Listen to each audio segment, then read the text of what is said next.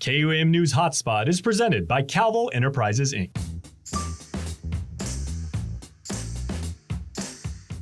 Good day, everyone, and welcome to The Hub. I'm Nestor Licanto, and this week we're going to talk about the construction industry and how arguably it is the main driver of our economy. And our guests this week, I'm going to ask them to introduce themselves, starting with you, Ravi.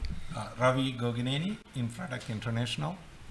Hi, I'm Soraya Vongjalern from Vertex Guam. Okay, what we wanted to do, as I mentioned, is talk a little bit about how the construction industry is really booming and boosting our economy. And there are, of course, a couple of big companies that we always hear about, Black Construction and Cortec, but I wanted to bring in more mid-level size companies such as yourself. So first of all, tell us a little bit about your company, Ravi. Infratech is registered in 2007 and been into 8-year program, and now we do site works, civil works, and some structural works.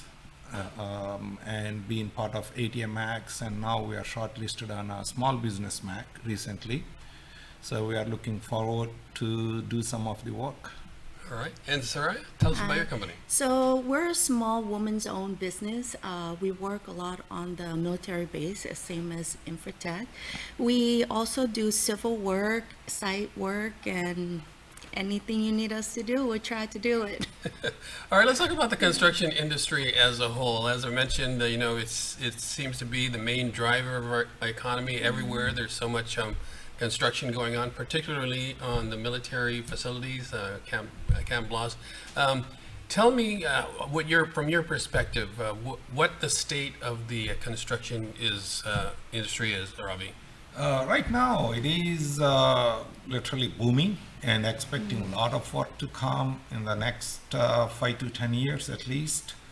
And there is mostly a lot of them are going to be under large business Macs, and there will be some coming definitely on small Mac and Hub Zone Mac and ATM Max. So there will be enough for everybody to do the work. So we are looking at an average maybe around 2 billion a year moving forward. Yeah.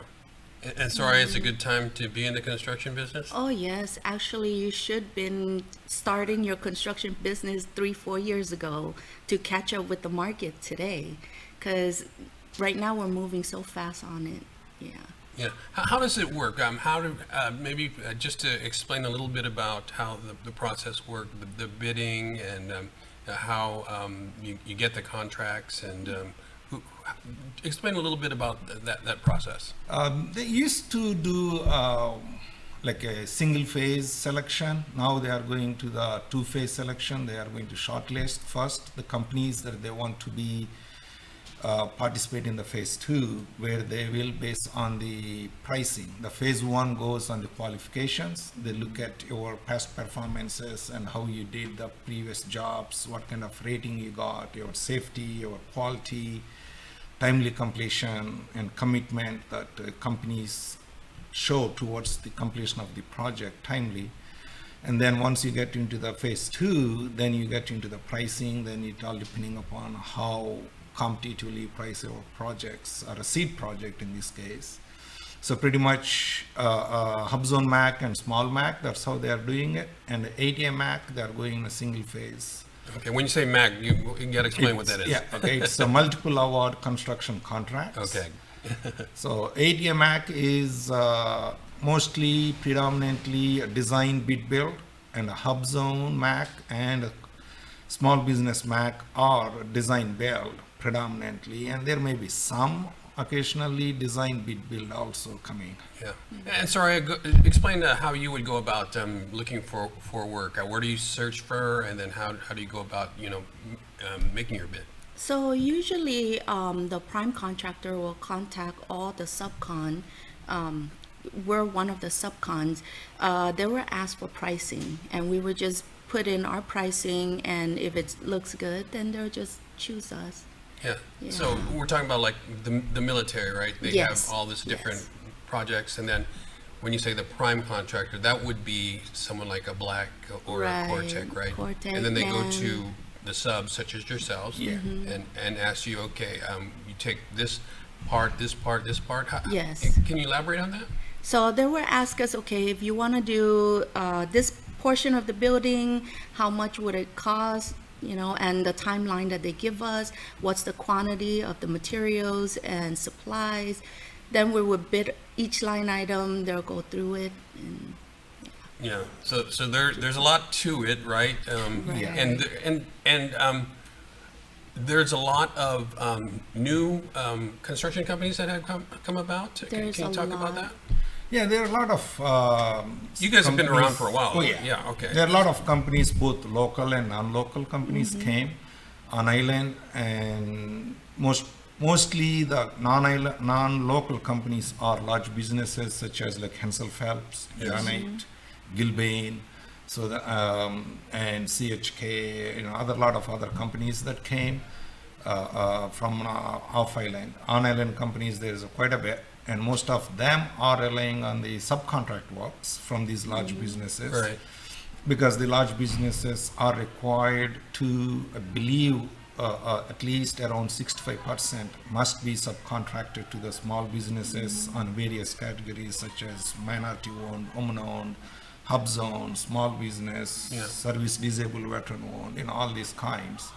And there are some local businesses that are majority small businesses. They are under hub zone MAC directly as a prime to the military, and a small business MAC, which is also prime to the military.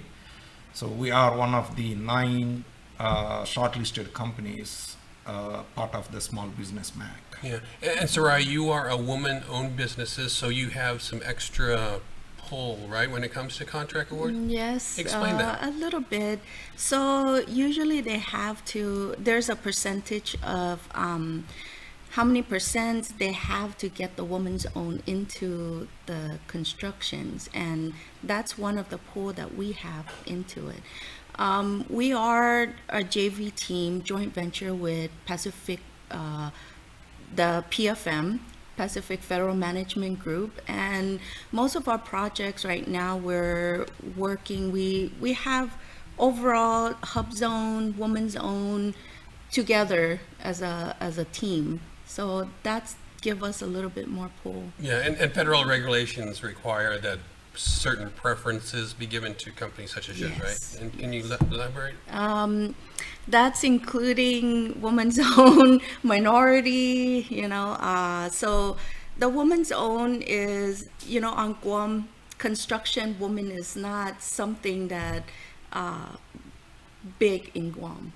It's hard to find. So it's giving a woman a chance to be out there, to be part of the project, to be part of There is a group that I'm aware of, that Women in Construction group, right? Are you NAWIC.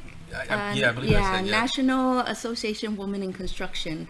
I was in that organization for a while, but right now I'm under GCA, board member for GCA. Okay, fascinating stuff. We got to take a short break, but when we come back, we'll be talking a little bit more about maybe some of the challenges. That, it's not all rosy, but there are some challenges within the construction industry right now. We'll be back to talk about that right after this.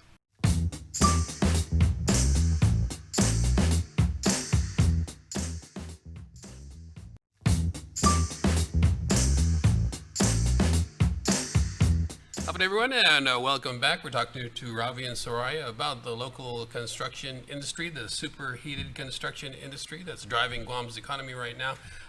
We were talking about all the benefits of being in the construction industry right now, but there's also some challenges, in particular, Ravi, labor. Isn't that true? Yeah, that is the major challenge, and I believe the local community should come forward and put some ethics, work ethics, to the younger generation, and take advantage of this need of the access to labor force, so that after that, they have continuity, they have the employment and other things. Unlike we are heavily relying on H2B, and as much as, to be honest, I prefer to have local workers in place of H2B, but unfortunately we could not find. I mean, even one or two we find when there is a opportunity at big companies like Cortec, Black, Hansel Phelps, all these Granite and all these big companies, they try to jump there versus small companies like Infratech or any other company on island. Right. Because they think they have, I understand they think they have much brighter future with the large companies, but I will tell you one thing on that part. Actually, the small businesses run on the family sentiments versus large businesses. So if the large business run out of work, they lay you off. Small businesses, I have seen in the past 20 some years, they try to maintain the core group of workforce, even if they are low on the work. So that's one major thing which a lot of the local community is not seeing it. And the benefits wise, not majorly different. What nowadays it's no longer like a small business pays less versus large business. Everybody is competing for the same local community, so everybody is pretty much paying the same.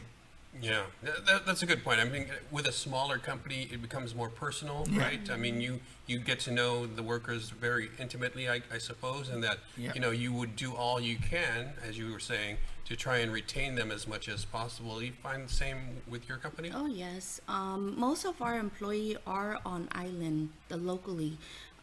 It is hard for small businesses to get H2.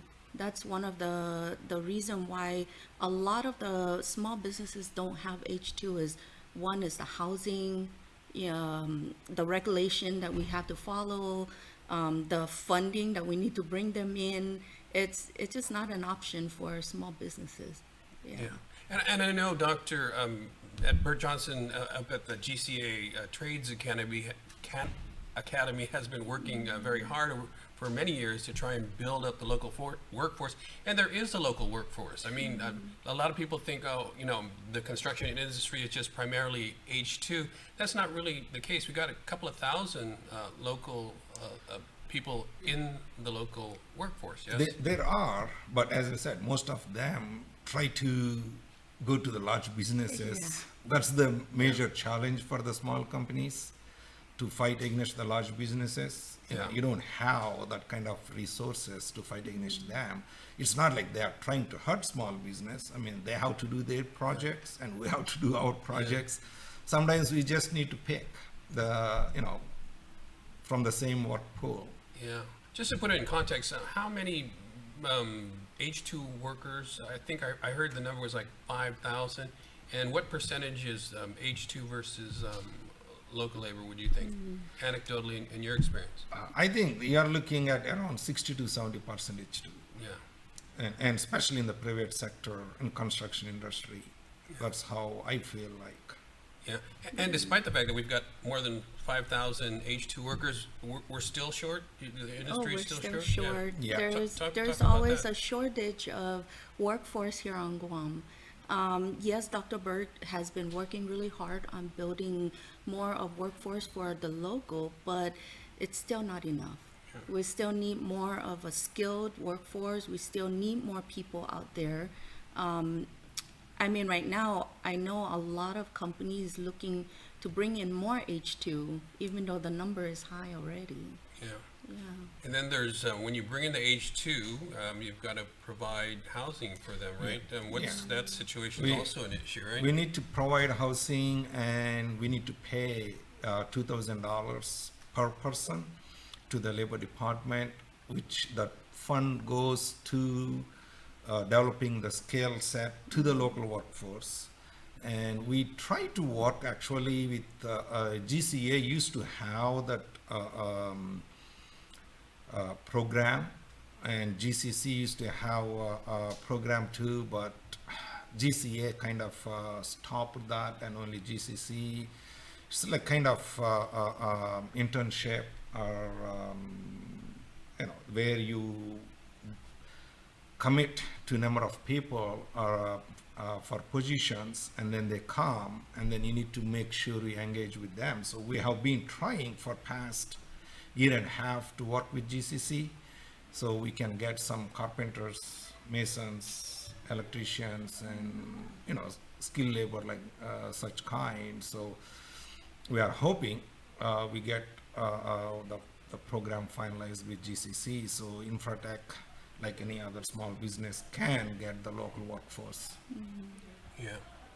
And the housing for the H2 workers, what can you talk about that and the situation right now? I know that, like, for example, there's a former hotel that is being converted apparently into some worker housing. I mean, it's reached that point where you're converting hotels to Yeah. for H2 labor. There barracks. actually are several hotels that are housing the H2 right now. But even with that, there's still not enough to go around. With more coming in, and for a company to go out there and build a housing, right now building, it jumps skies rocket. It's the price of the materials, the shortage of the availability of the materials and supplies. It probably costing you over 70% more than it used to Really, yeah. on building now. Substantial. Actually, the workforce housing, right now, the companies are going after the individual houses or units in the apartment complexes. So that is actually putting a strain on the number of houses available to the individual families. Yeah. Actually, I mean, like Infratech, we rented few apartments to house the H2 workers. So, we have no choice than doing that. I mean, constructing a living quarters for workers for a small business is a uphill battle because of the getting approvals from different agencies, permits. It takes a long time, and we can't wait. And the work is being demanded by the primes and by the agencies, including military and local. So we have to bring them now, not after a year, two. Yeah. So that's the major problem for housing. Another way that the construction industry is kind of boosting the economy is also, when these foreign H2 workers are paid, of course, a lot of that money goes back to their home country, but they've got to stay here and consume, they buy food and gas and that sort of thing as well, right? Yeah. Yeah, of course. I mean, they do. I mean, most of it goes to them, but some of that money stays here. Like the houses they are renting, that amount stays Right. here. The groceries, they stay here, and the other stuff when they go out, whatever they spend, that stays here. So I mean, it's a good opportunity though for local workforce to step up. Yeah. Even after this buildup is done, and if U.S. immigration decides not to extend this program anymore, then you got to rely on the local workforce. Yeah, we'll talk a little bit more about that in a moment, but we got to take one more break, and we'll be back with the Hub. Please stay with us.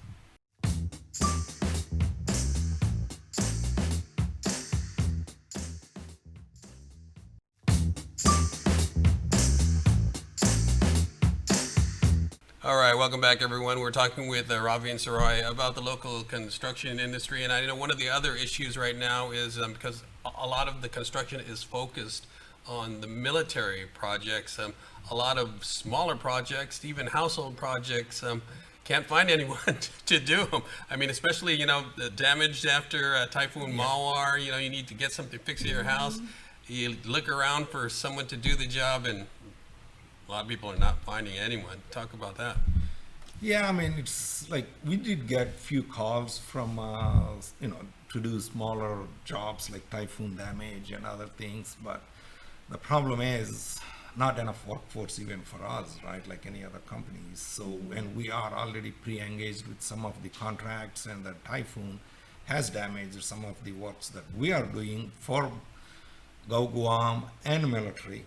So we got to go back and fix all those things. So we had to respectfully decline to take those, unfortunately. Yeah, that's what I'm hearing. A lot of people have needs, construction needs or repair needs at their homes, and they can't find anyone to do them. I think it's just hard for subcon right now to go out and tell the military jobs to put on hold and to go on to help fix their house, because we have schedule, we have deadlines that we have to abide by.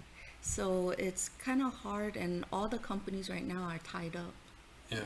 Well, how about cost too? I mean, if someone, if you were to divert to a homeowner, you would have to charge them a lot more, or what's I don't think it's we're No. charging them a lot more. I think it's really based on what they need done and the supplies and the materials that it's needed. One thing that they need to realize is now the price for us to bring in the materials and supplies jump. So of course our price will be a little bit higher than when it used to before the COVID time or before the typhoon time. yeah. So the prices actually on the materials has jumped, I can say, more than 100%. So this, and then the demand on the manpower also increased. So in doing that, if not military projects per se, if you are taking private works or other works, then your margins of the company is definitely low, because the community can't afford. I mean, what used to be $200,000 house now automatically becoming 350, 400. Not because companies are making that extra 200,000, but companies are spending that much Right. in making that happen. Yeah. So how about the individual landowner who's looking to build a home right now? Is this not a good time? It is not, definitely. I mean, Yeah. I'm sorry to say that it is not, definitely, because finding a contractor is a hard time. And even, I will tell you one thing, how I'm building my own house, and that becomes became secondary, now it became tertiary because of the other demands on the government work, whether it be military or it be Guam contracts we are doing. So we sacrifice, our own house to get these things done. That So same you're goes for you're, me. you're a contractor and you can't even find Yeah. workers to build your house. Yeah. So I We mean, have to put our jobs, Yeah. our own house aside, because I was trying to renovate our house too. We just have to put that on hold and focus on the project, on the other people first. yeah. So how do we resolve this? Just kind of got to wait it out, or are you saying we're looking at 5 to 10 more years of this construction boom? Yeah, either you got to wait it out, or the workforce has to be increased, local workforce, and H2B, we just have to rely until local workforce really, steps up, and still we need H2B. So you're saying we do have a local labor shortage, and there apparently is a lot of people who aren't looking for jobs right now. Would it take special skills for them to get into the construction industry, or are you looking for, they would have to like go through, Dr. Burt's program at GCC and the GCA Academy to be able to even work for you guys, right? I think it's great for them to get involved with Dr. Bird program to learn more of the skill set. But I mean, construction industry, you can just go in and try to learn self-taught. You have people that you can shadow, they will help you, they will train you, and you can work through it that way too. You just need the warm bodies then. Right. Yeah, That's I what you're saying. mean, that's exactly what we are doing also. I mean, when the guy comes, as long as they know how to shovel and they're willing to do that, Yeah. Right. we are accepting them, and we are not paying like anybody else thinks. I see sometimes in newspapers, comments, another thing, oh, they pay minimum wage. No, it's not. It's no longer being a minimum wage. Even the person knows how to shovel, they are getting much more than minimum wage, Yeah. because we need bodies to get the things done. Otherwise, we end up using skilled people to do the labor work also. Yeah. So there is a need for the laborers. Yeah. Here's your shovel. If you can use that, you're saying we can give you a job and a job that pays pretty good money, huh? Yeah, and we It's are, just that it's going to be out in the hot sun, I think. a lot yeah, of it. that's the main right. thing. I mean, there are a lot of people, few people asked us, oh, how much you pay? This much? Yeah, we want to come. Is it under the sun? I said, yeah, of course. It's going to be under the sun. I mean, when we go, I myself stay under the sun for an extended amount of time if need arise. So everybody needs to be willing in the construction. And as Infratech, we even offered, initially, or even now, encourage women in construction. and we had a few, and girls joined, and we offered them, hey, why don't you go to GCC or other places, get some sort of, classes done, and we'll pay you. Once you pass, we'll reimburse the fee. So you develop some skills, so we can promote them from one position to the next position and bring them at least into the mid-level or a low-level management, so they don't need to be under the hot sun all the time. So there are programs. I'm sure there are other companies also offering that program, and Infratech is definitely offering if anybody is interested, but they just need to be committed and come to work every day. Yes. Yeah, we're running out of time, but Soraya, final words? Yes, so for Vertex, we always try to push our employee to escalate themselves. We want to train them, we want them to be better for the local workforce. Yeah, so if anyone interested, as long as you're dedicated and willing. All right, so the construction industry, it is booming. If you're looking for a job, they're willing to hire you. You got to work in the hot sun, but it's a good, good job and pays well. All right, that's Ravi Goginini from Infratech and Soraya Bongjalan. I purposely didn't say the last name because I didn't want to butcher them, which I just did. Thank you for coming in. Appreciate it. Thank you. Thank you for having us. I'm Nasser Kanta. Thanks for watching, everyone. We'll be back next week with another edition of The Hub.